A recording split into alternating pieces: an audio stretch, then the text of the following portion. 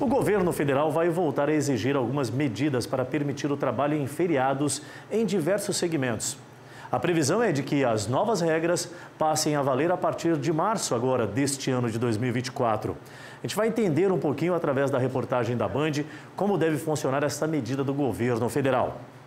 Na nossa cultura, os feriados geralmente são aproveitados como dias de descanso e lazer, em que muitas pessoas usam o dia livre para relaxar e passar mais tempo com sua família e amigos. Entretanto, para muitos trabalhadores, esse é só mais um dia normal de sua jornada de trabalho, e é o que explica esse advogado do direito trabalhista sobre as exceções. Há exceção, há algumas atividades que elas não podem parar.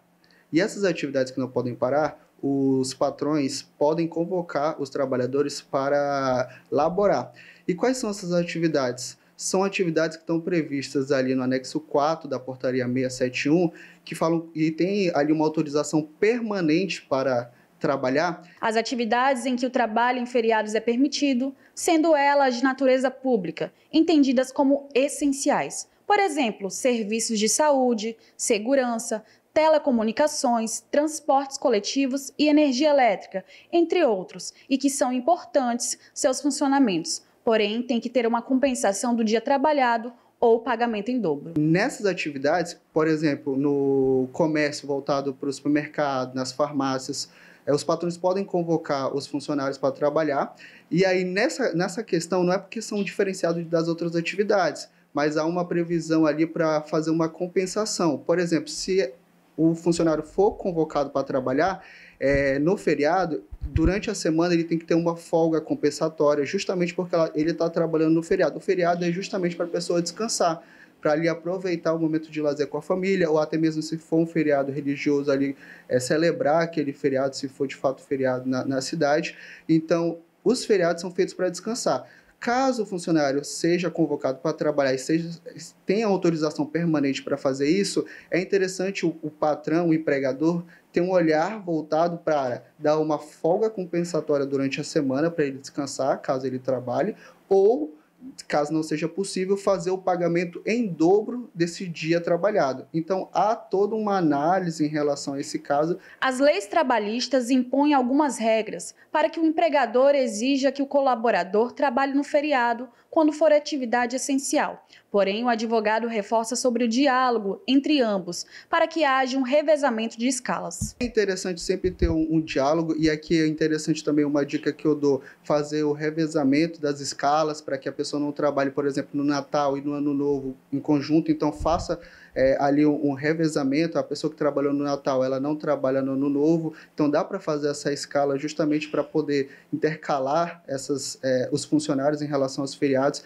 É interessante fazer isso. E caso seja convocado, lógico, a pessoa vai trabalhar naquele dia, conforme eu já falei. Podemos citar sobre as horas extras, que acontece toda vez que um funcionário fica em serviço além do tempo determinado em sua jornada de trabalho. E apesar de ser uma prática muito comum no mundo corporativo, nossa legislação estabelece algumas regras para que ela ocorra. E vai chegando o final do ano, vai chegando Natal, a gente está aí no Ano Novo, e vai chegar também Carnaval, outros feriados. É interessante a população saber em relação a isso, porque não são todas as atividades que podem abrir nos feriados. Há uma autorização, são atividades tidas como essenciais que estão previstas nesse anexo 4 da portaria 671 que eu falei. Então, para essas atividades, os patrões podem convocar, e aí tem que ter todo esse olhar voltado para uma folga compensatória ou pagamento em dobro. Então, é um bate-papo muito legal para informar a população e até os empresários. Alguns empresários não sabem dessa situação específica, para ter um olhar ali e ter um equilíbrio na relação de trabalho, para que não seja suprimido nenhum direito dos trabalhadores. Por isso que é importante o trabalhador ficar atento quanto aos seus direitos, e se passar por alguma situação que não é permitido na lei, o advogado alerta. Já ali o banco de horas seria no seguinte sentido: vai acumulando as horas, se a pessoa trabalhar, ela vai acumulando as horas para o banco de horas. São caráter totalmente diferentes em relação a essa situação. O feriado, você trabalha no feriado e você logo compensa o dia todinho depois. O banco de horas não, normalmente a pessoa vai trabalhando, vai utilizando um pouquinho mais ali do seu horário, vai acumulando horas para futuramente ser compensado. Olha, sinceramente, eu não vejo assim com bons olhos esse tipo de medida.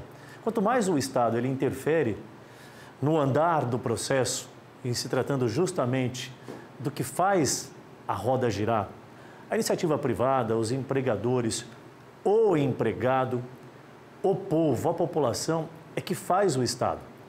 Pois o Estado só existe porque há arrecadação e aí existem os mecanismos das instituições que fazem a gestão desses recursos. Quanto mais o Estado interfere, eu vejo de forma muito negativa.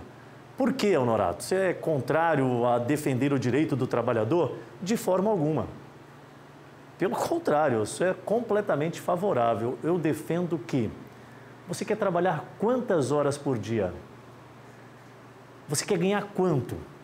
Quem tem que definir é o cidadão. Se você parar para avaliar os países desenvolvidos, vou citar aqui, por exemplo, o Japão. Quem nunca ouviu dizer, há algum tempo atrás, atualmente não tem sido tão comum falar sobre o assunto, porque se tornou comum buscar novos horizontes em outros países. O Japão, por exemplo, você trabalha o tanto de horas que você quiser e no dia que você quiser. E aí, automaticamente, você recebe por aquilo que você faz. Agora, se o Estado impede o desenvolvimento da atividade e onera cada vez mais os custos de manutenção das operações da iniciativa privada, a tendência é que a gente não consiga avançar.